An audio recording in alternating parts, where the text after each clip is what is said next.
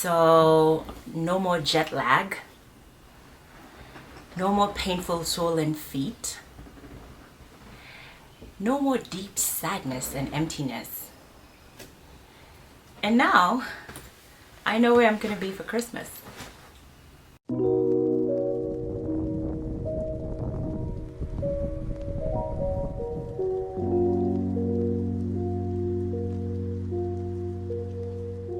Hey guys, and welcome back to my channel. Michelle is my name. If it's your first time here, hi and welcome. It's been a while since I said the Michelle is my name. I've actually missed doing that.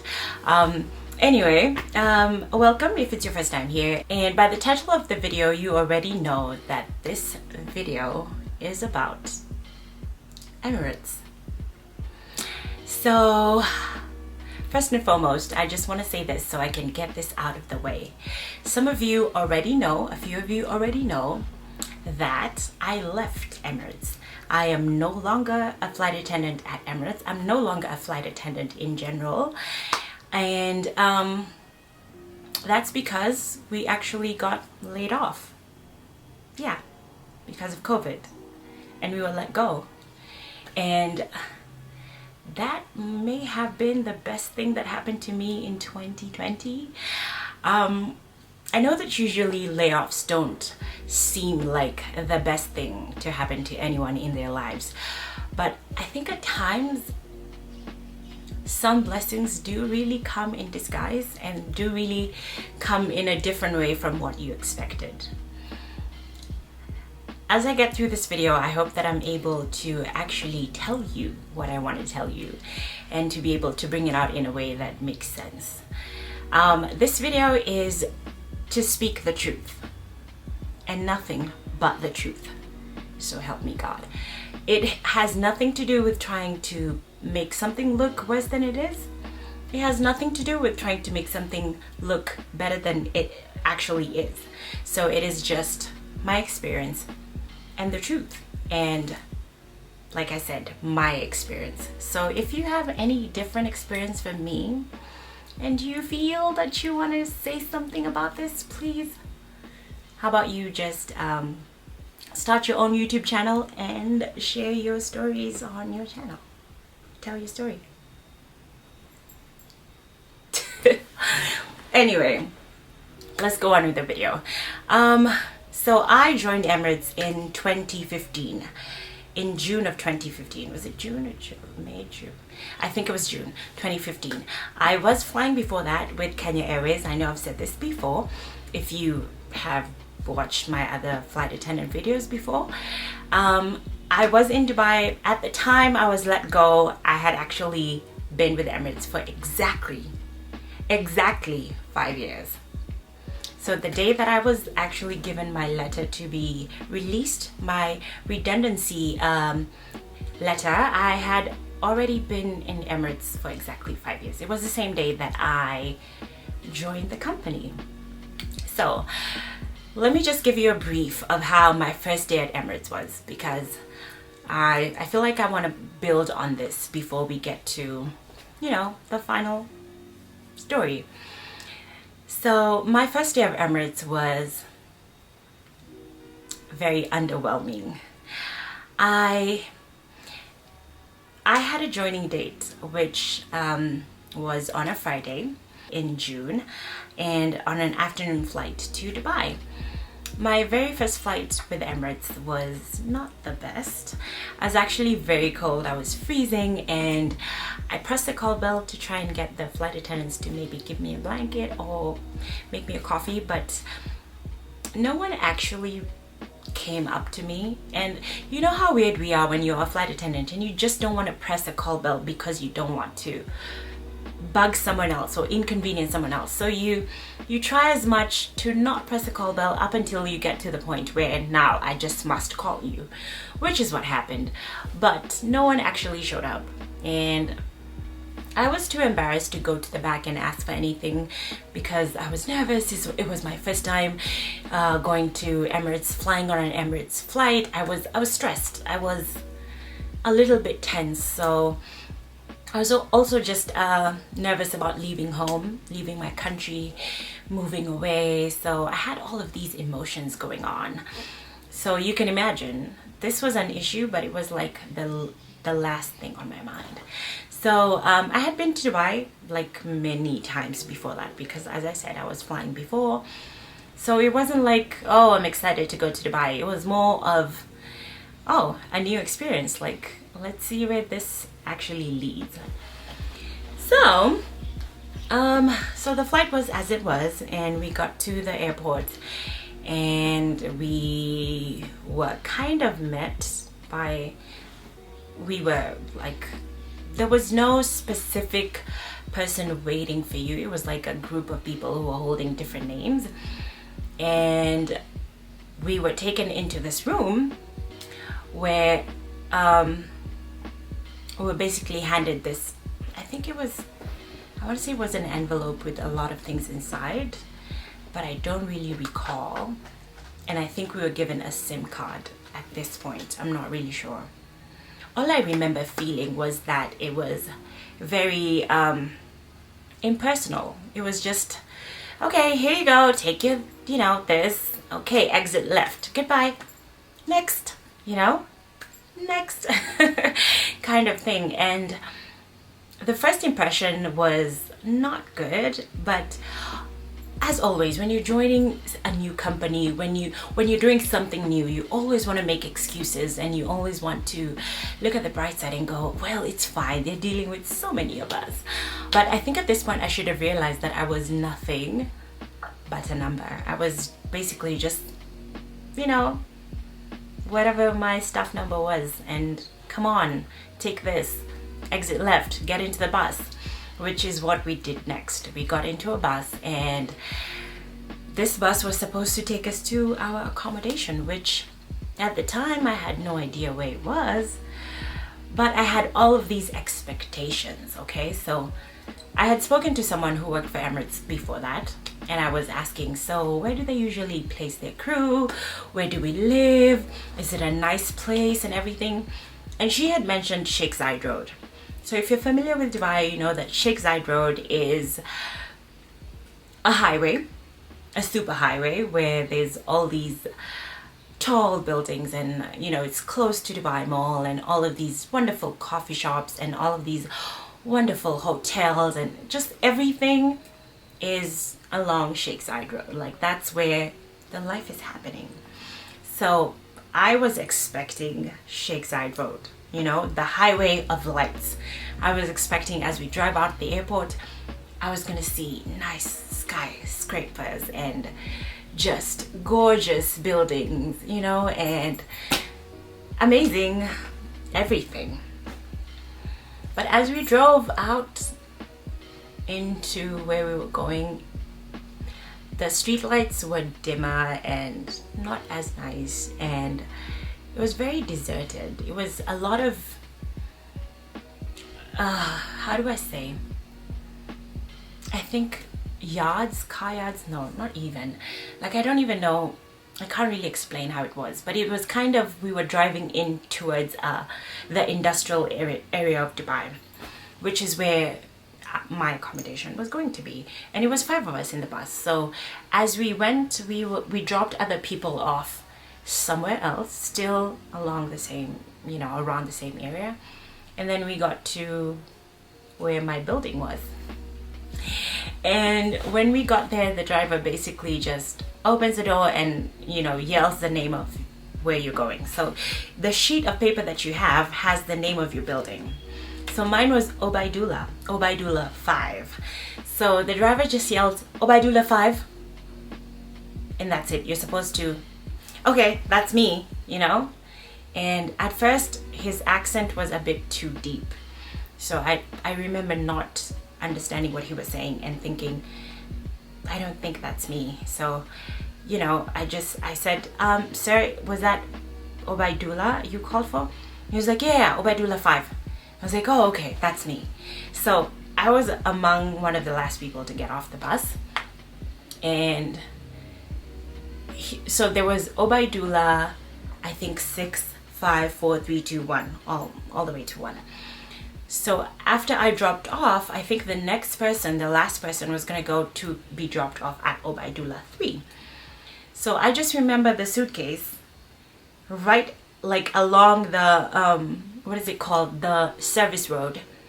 So where the buses go into this service road and they drop you there. So right along the service road, after he opened the car and took out my bags, he left them like right there and drove off with me standing behind the bus, and me thinking, okay.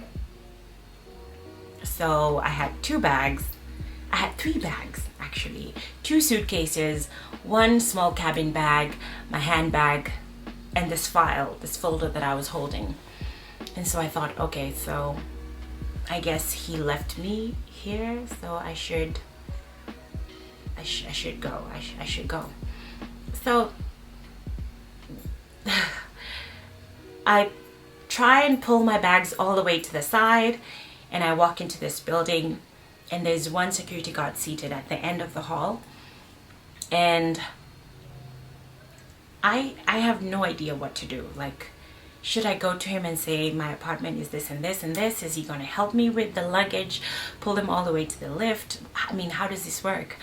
But again, I was excited, so I was making a lot of excuses, and I was like, I guess this is normal and it's fine, it makes sense. And then I walked up to him and I asked him, this is my room number, blah blah blah, where should I go? So he just literally just pointed, that side, like, go that way. And I had to drag my bags all by myself, come back one by one, take them in to the lift, block the lift with one of the bags, get into the lift, and go all the way to my floor. Did he give me the keys, or did I don't remember what happened with the keys, but I just remember going in, getting off the lift, taking bags one by one by one, and thinking to myself, I am so homesick. I'm sad, I'm happy, but I'm also sad because at this point it was like midnight. The flight got to Dubai at around 10:30 p.m. or 10 p.m. So it's midnight, and I'm tired, and I really don't know my way around. I don't know, I haven't had dinner. So this is the other thing that pissed me off, is that no one really thought about, so how are the crew who arrive going to settle in? So there was no food, no one cared about what you ate. There were other people who arrived in the morning, so they had time to go around and, find a cafeteria, find a place to buy food. But the rest of us who came in at midnight, you know nothing. So you don't know this area, you don't know where to call, you don't even have like a local SIM card, you just do not know your way around. And there was no one to kind of chaperone you, kind of guide you, and help you through this. So to me, that felt a little like impersonal. I'll say that again. And they felt really unconcerned with us, and how we were going to settle in. At least you have a room and your bed was made, so you should be grateful. Anyway, so I opened the door of the apartment, and it was a 2-bedroom where there's 2 crews, so me and the other girl. And I think this was the best part of my joining Emirates, was finding my flatmate seated on the dining table, like literally waiting for me to open the door so she can kind of like welcome me. And she was the sweetest Romanian girl I've ever seen. As soon as I opened, she was like, hi, how are you, welcome. And she was so sweet. Oh, she was so sweet. Ina, I miss you so much. She was just one of the best people I've ever seen, very kind, and she had made me dinner. And so in these Emirates apartments, you don't really have like a microwave. There are things that you basically have to buy for yourself, a TV and stuff. So there was no TV. She had one in her room, but there was no TV, there was no microwave. So she had made me this pasta that she had, I think, baked, and she had been waiting for me since 8 p.m. or something, and it was now cold, and he was just sitting there at the table, and she was like, oh my goodness, I'm so sorry, sit down, I made you dinner, I'm sorry it's cold. And even though it was cold, it's just the fact that she went through the trouble of making it. She thought about it. She felt that it would be nice to do that, and it would be considerate to do it.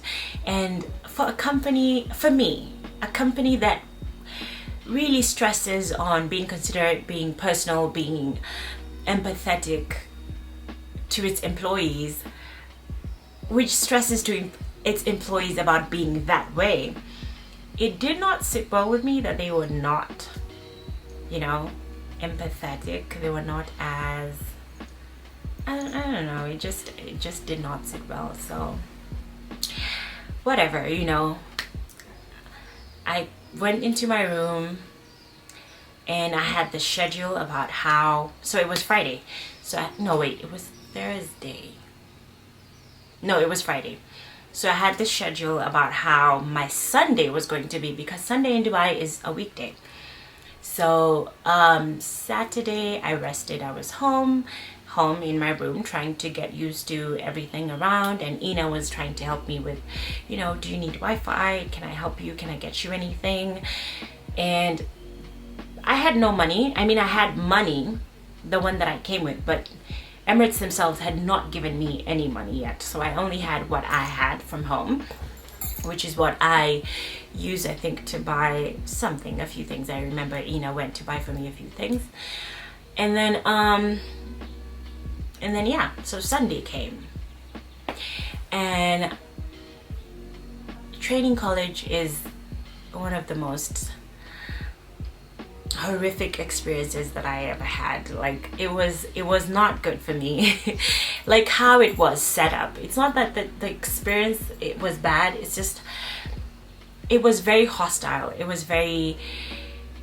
It just did not feel like a place that I wanted to go to, and that I wanted to ever relive, an experience that I wanted to ever relive. Training college was, my classes were starting at 6, no, were they? So my schedule was 6 a.m. to, I think, 3 p.m. or 3:30 p.m. And the bus would pick me up at 5 a.m. So I had to be up at 4 a.m. And listen, you still have to be wearing red lipstick. You still have to look good. Like, your makeup has to look good. And it wasn't a good experience. I remember thinking to myself, why do we have to go? Maybe, you know what, maybe you could call it spoiled, but I just felt 6 a.m. was way too early. I mean, and on the first day. Okay, so wait. On Sunday, I actually had induction. So on Sunday, I had induction. And I remember walking into this room. So induction is at the main HQ of Emirates, and it's like a hall. And I remember looking around, and I kid you not, okay, I'm not even joking, I was the only black girl, the only black anything amongst about 200 and maybe 70. It was just me. And we were only two Africans. One was a white South African, and the other one was me from Kenya, and that was it. There was no one else. And I remember feeling like, straight off the bat, I remember thinking, I don't think this is a good picture, because as much as I wanted to sit there and go like, oh, I made it, I was good enough, it just made me feel as if I was walking into a company that did not like how I looked and did not prefer me. I was basically what someone would call a diversity hire. I looked good. I looked good on paper to say, we have a Kenyan, we have a black girl. It looked good for me to be there for their cosmopolitan aspect of the company. But I did not feel exactly welcome. So throughout my life in Emirates, I always would find myself either as the only one, or maybe if I'm not the only one, it's because it's a Nairobi flight or an African flight, one of those, you know, where especially Nairobi and Accra, those are the ones where you'll find it's not just you, because there's a lot of Kenyans and a lot of people from Ghana who are going home. So I did not entirely feel welcome in Emirates. And I'm not saying that to shade them, because now, you know, because I got laid off, it has nothing to do with that. It's just, this is just my truth. I never felt welcome, and I never felt like I could speak about it and speak up. I mean, I did speak when I was telling people, like in person. If you asked me, I would tell you, but I never really took time on YouTube to say that this is how I felt. A lot of you asked me in DMs and in just in the comments to tell you, you know, how to join Emirates and how, you know, how did you get that job? How do I become this flight attendant dream? And to me, it really does feel like Emirates was a hoax, you know. And let me just explain what I mean before you get in your feelings. If you still want to join the company, that's great. If you still want to be a cabin crew, good for you. All, you know, I mean, more blessings to you. Everyone has a different experience. But for me, I feel like the name and the reputation that comes with Emirates is not really what it is when you get to the inside. You know, you come in with all of these thoughts and all of these, just all of these ideologies, you know, and you think that this is what it's going to be. But then when you come in, you realize that it's just wind, it's just words, it's just a facade that has been created to make this brand look like it's, you know, something that it's really not. So yeah, that's me. That's my story about my first day and, you know, my life at Emirates. Maybe I should do a Q&A. Maybe that would be better, because I know a lot of people will have questions, and maybe a Q&A would be, you know, a better way to attack this, so I can answer your questions based on what, you know, what you want to know. So one thing I want to say that I will say is that it was a good experience to experience for the sake of experiencing. It was good. It opened me up to travel, to go to different countries, even though when I got there I was totally exhausted, dead, and it was hard to enjoy, and it was hard to experience for me. Remember, this is my experience, and if yours is different, you want to tell your story on your channel, okay? So please don't fight me.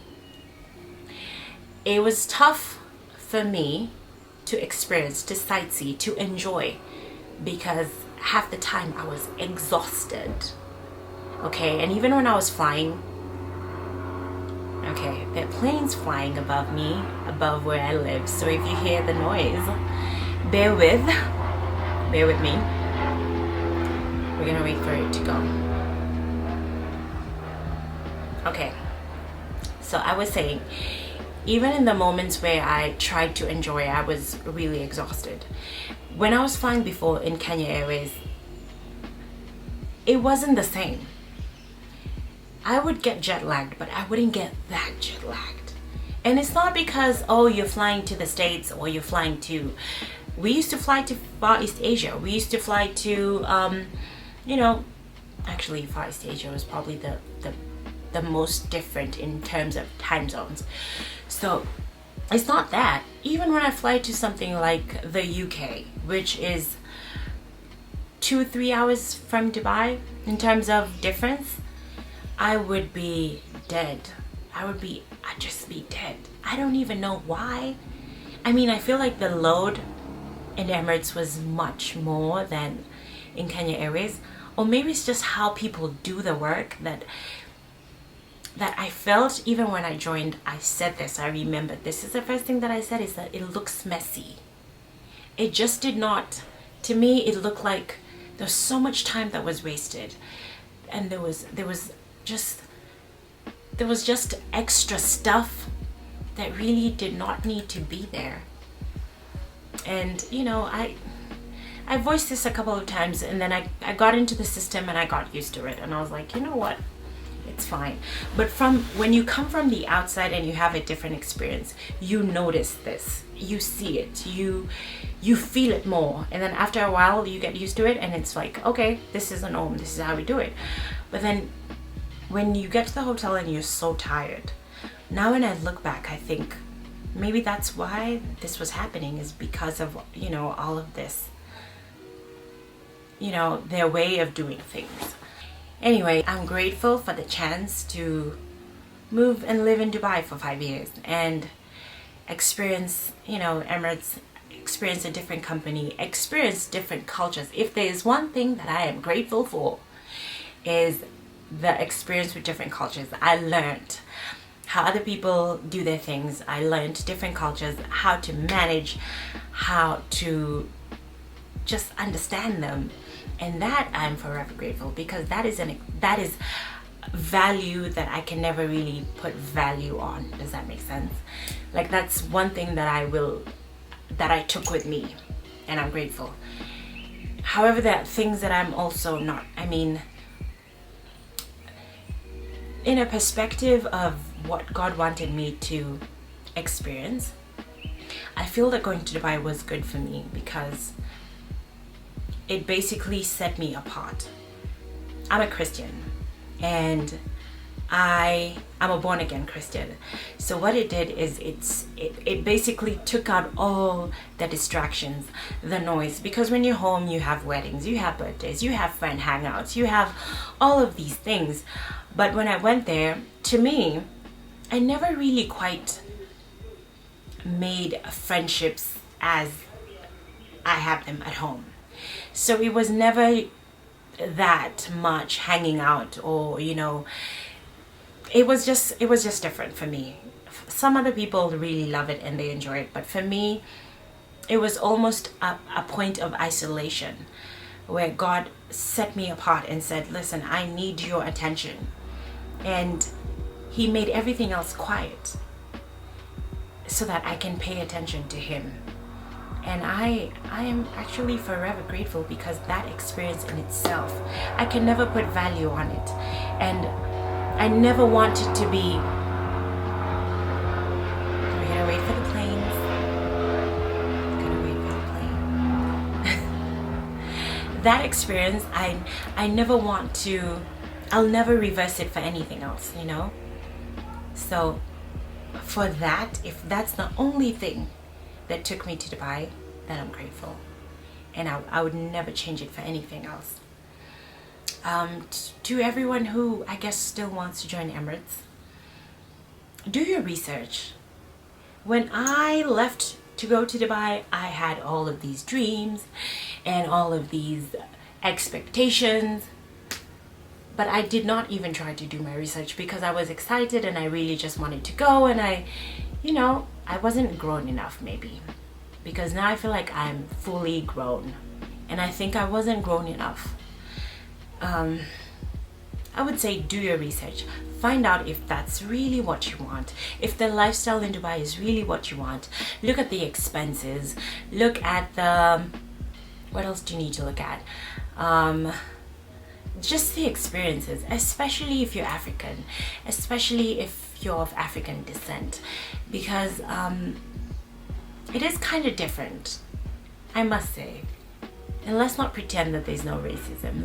Let us not pretend. It may not be in your face, but it does exist. Let's just be clear on that. Okay? If we're going to tell the truth, we're going to tell the whole truth. Okay?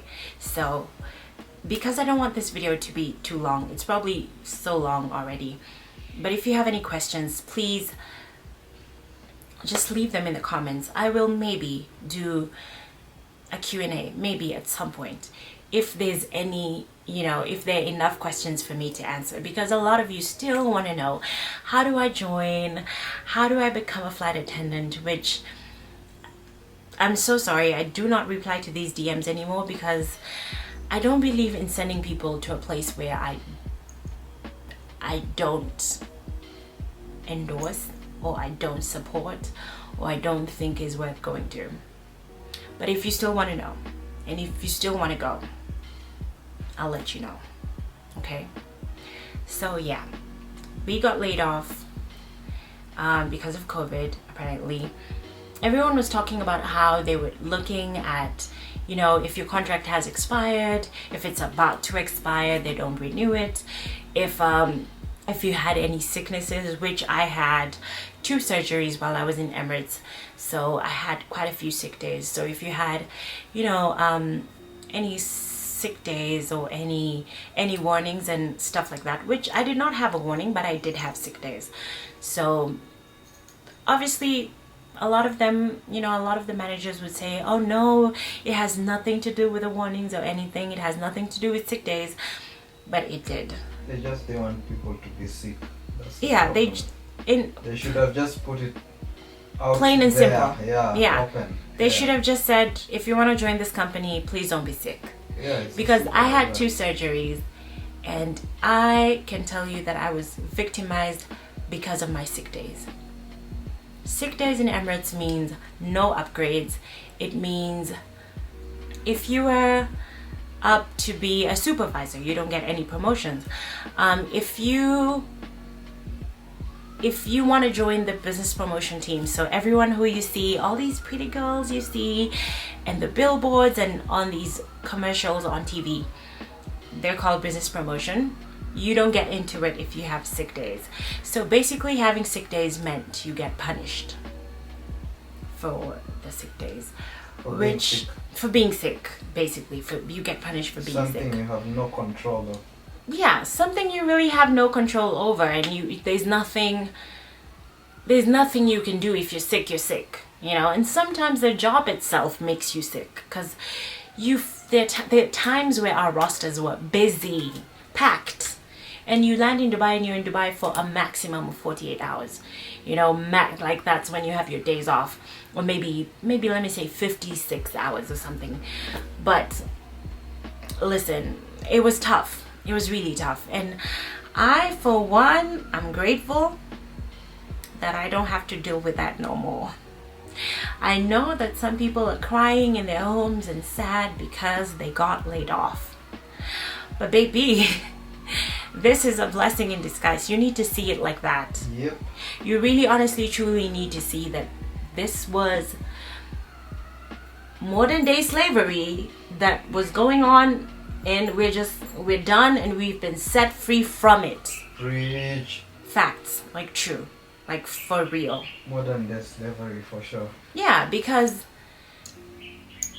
listen, if you want to know anything more, maybe I need to do a separate video about, questions that you have.